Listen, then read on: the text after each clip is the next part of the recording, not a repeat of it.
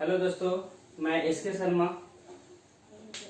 कल हम क्लास देखे थे, एक्सरसाइज 4.1 तक क्लियर कर दिए थे।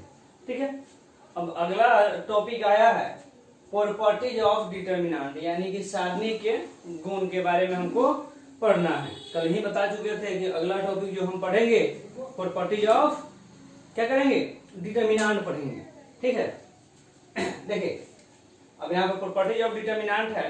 प्रॉपर्टीज ऑफ डिटर्मिनेंट बनाने से हम सिंपल फॉर्म में जो डिटर्मिनेंट तोड़ते थे उसको तो तोड़ सकते थे, लेकिन जो बड़ा बड़ा डिटर्मिनेंट होगा, जो यहाँ अंक था कोई, तो इस तरह हम नॉर्मली तोड़ सकते थे। कोई एक रो या कोई कॉलम को लेकर हम तोड़ सकते थे, या किसी भी रो या कॉलम को लेकर हम डिटर्मिनेंट तोड़ रहे थे।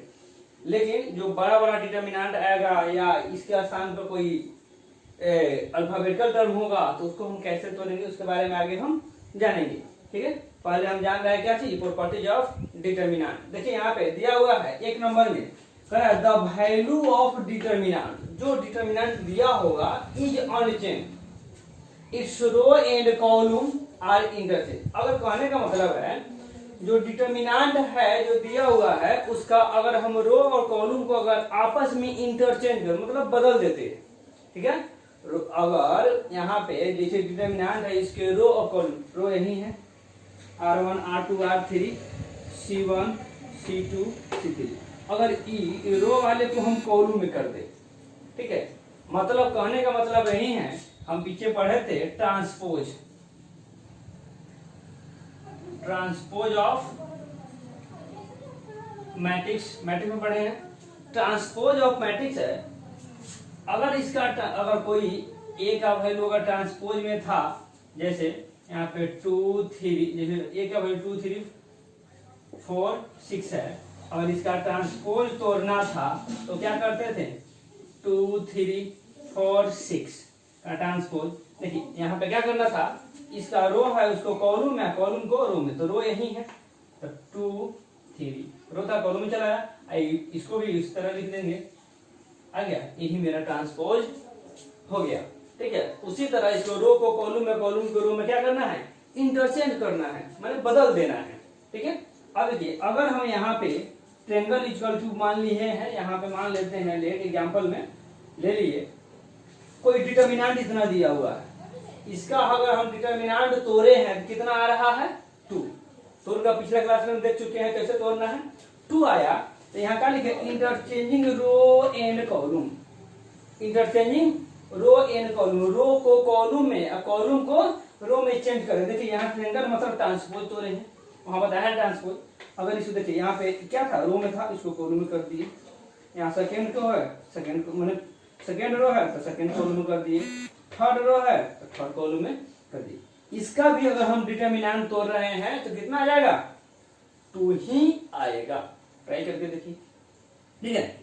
तो यही क्या कर रहा है, तो अगर ट्रायंगल का ट्रांसपोज तोड़ रहे हैं तो मेरा ट्रायंगल ही आ रहा है, तो कोई भी अगर डिटर्मिनेंट तो ना, अगर रो को कॉलम में, कॉलम को रो में अगर इंटरचेंज कर दे तो उसका डिटर्मिनेंट तोड़ेंगे तो क्या आ जाएगा, सेम वैल्यू आएगा, दोनों समान आएगा। क्लियर है यहाँ तक। चलिए फिर आगे हम बढ़ते हैं दूसरे पॉइंट पे, कर रहा है इंटरचेंजिंग ऑफ एनी टू। यहाँ क्या कर रहा है, इंटरचेंजिंग ऑफ एनी टू रो और column will change the sign of the value of the determinant। कहने का मतलब है अगर कोई डिटर्मिनेंट दिया हुआ उसका 2 गो रो, कितना, एनी 2 रो और कॉलम, 2 रो या 2 कॉलम को अगर हम चेंज कर दे आपस में हम अगर चेंज कर दे तो उसके साइन में भी क्या होगा, चेंजिंग आएगा।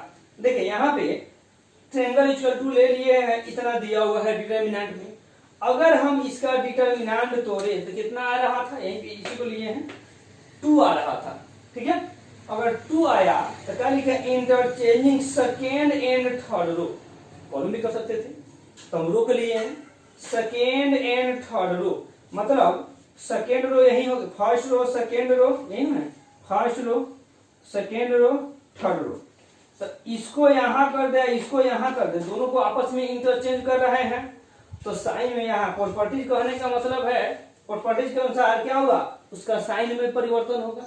तो साइन क्या परिवर्तन होगा? तो अगर इसको हम चेंज किए हैं, देखिए मतलब R2 के स्थान पे, मतलब सेकेंड रो के स्थान पे थर्ड रो के स्थान पे सेकेंड रो, दोनों तीर के निशान दे दिए, इसलिए R2 के स्थान पे R3, R3 के स्थान पे R2। क्लियर है? अब देखिए अगर इसी को देखिए यहाँ पे क्या किए हैं, R1 में कुछ नहीं किए हैं तो जो कहते हैं R1 के R1 उतार दिए। ठीक है, R2 के स्थान पे क्या करना है, R3, तो R3 वालों को यहाँ कर देगा, इसको यहाँ कर देंगे, यही किए हैं, यहाँ क्या कर दिए, इसको उठाकर यहाँ लिख दिए, ऊपर में इसको यहाँ लिख दिए, यहाँ लिख दिए हैं। अगर इसका डिटर्मिनेंट अगर हम तोड़ रहे हैं तो आ जाएगा -2। तो इसलिए हम कह सकते हैं कि अगर यहाँ कोई ट्रेंगल था, है ना, अगर उसका डिटर्मिनेंट तोड़ रहे हैं तो कितना आ जाएगा, अगर दो रो को और दो कॉलम को आपस में हम चेंज, दो रो और दो कॉलम को आपस में अगर चेंज कर रहे हैं तो उसके साइन में भी क्या होगा, परिवर्तन होगा। क्लियर है यहां तक? ठीक है, स्क्रीनशॉट लीजिए इसको, फिर आगे हम देखते हैं।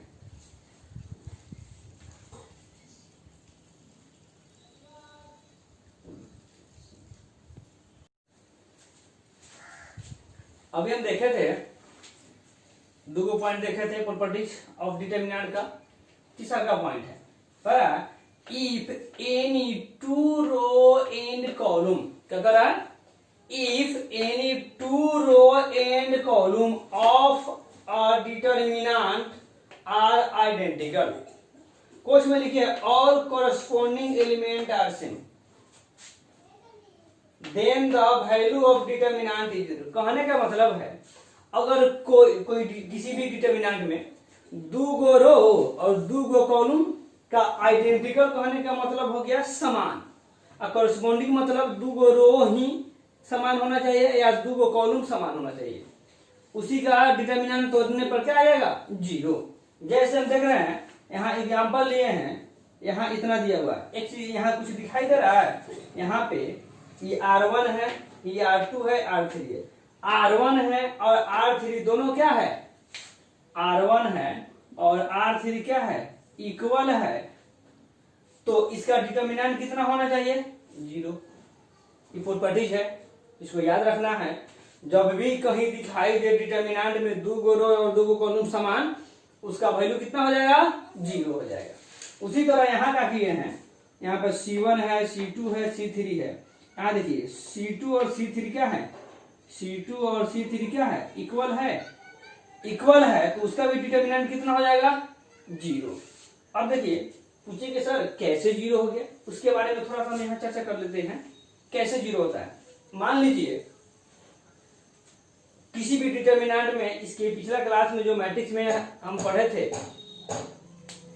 एलिमेंट्री ट्रांसफॉर्मेशन, है ना, तो एलिमेंट्री ट्रांसफॉर्मेशन में था क्या कि रो और कॉलम को जोड़ना था। कैसे कैसे जोड़ सकते थे, जैसे इसको जोड़ सकते हैं, कोई कहीं भी किसी रो और कॉलम को क्या कर सकते थे, जोड़ सकते थे। उसी के स्थान पर क्या करें, अगर इसमें से इसको घटा दे, 8 लिख लेते हैं यहाँ पे, अगर हम ये क्या था R1 = R3 यहाँ था, ठीक है, इसको समझाने के लिए अगर लिख देते हैं R1 चाहे R3 कर सकते थे, R1 के स्थान पे R1 - R3 कर लेते हैं।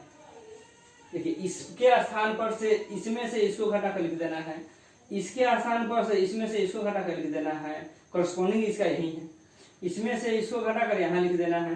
देखिए 1 में से 1 जाएगा, यहाँ लिखेंगे तो 0, इसमें से इसको घटा कर यहाँ लिख देंगे तो 0, इसमें से इसको घटा कर लिख देंगे तो 0। अब देखिए सिर्फ R1 के स्थान पे बदले हैं, R2 R3 में बदले नहीं है, बाकी जो करते हैं वो लिख लेंगे ABC 1 1 1। अगर ये बताइए अब इसका डिटर्मिनेंट तोड़ेंगे तो कितना आ जाएगा, 0, क्योंकि टोटल, एक याद रखिए आगे हम लिखा भी देंगे उसको, अगर कोई एक रो या कोई एक कॉलम या एक से अधिक हो सकता है, अगर कोई एक रो या कोई एक कॉलम 0 हो, मतलब जैसे यहाँ इसको कह सकते हैं, है ना, कोई एक row any row and column are 0, then value of determinant is 0। ये भी लिख सकते हैं हम, है ना। ये वाला टॉपिक हो गया। In row and column are zero then value of determinant is zero. कहने का मतलब है जिसमें दो गो माने कि कोई एगो रो या कोई एगो कॉलम में टोटल एलिमेंट जीरो है। जैसे यहाँ R1 में टोटल एलिमेंट क्या है, जीरो है, तो इसका डिटर्मिनेंट तो क्या आ जाएगा, जीरो आ जाएगा। या कॉलम R1 था R2 R3 में हो सकता है, या C1 C2 C3 में भी हो सकता है। अगर होगा तो उसका भी डिटर्मिनेंट तोड़ने पर क्या आएगा, जीरो आएगा। अब देखिए, तो ये तीसरा पॉइंट था, तो हम इसको हम चौथा पॉइंट यहीं पे बना लेते हैं। इसी को, इसका एग्जाम्पल यहीं रह गया, ठीक है। अब यहाँ पे हम इसको 5 नंबर ले लेते हैं, ठीक। अब देखिए अगला पॉइंट है, if all the element of any row और कॉलम। क्या कह रहा है, ऑल एलिमेंट। एलिमेंट किसको कहते हैं, इस सबको, अंदर वाले सबको क्या बोलते हैं, एलिमेंट। ये सब एलिमेंट है ना। तो एलिमेंट ऑफ एनी रो और कॉलम, कोई एगो रो या column, are multiplied by a number की।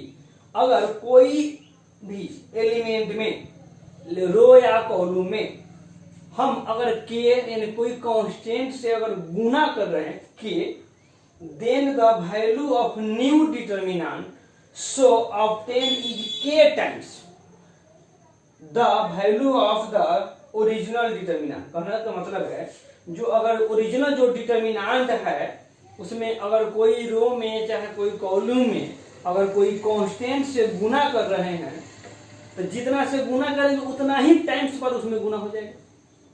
अगर कहने का मतलब है जैसे यहाँ एग्जांपल ही दिया हुआ, इसका अगर डिटर्मिनेंट तोड़ रहे हैं तो कितना आ रहा है, इसका डिटर्मिनेंट तोड़ेंगे तो 2 ही आएगा, ठीक है। तो यहाँ लिखे हैं R3 के स्थान पे के R3 के स्थान पे कितना है, के R3, मतलब R3 में कितना से गुना कर देना है, कैसे।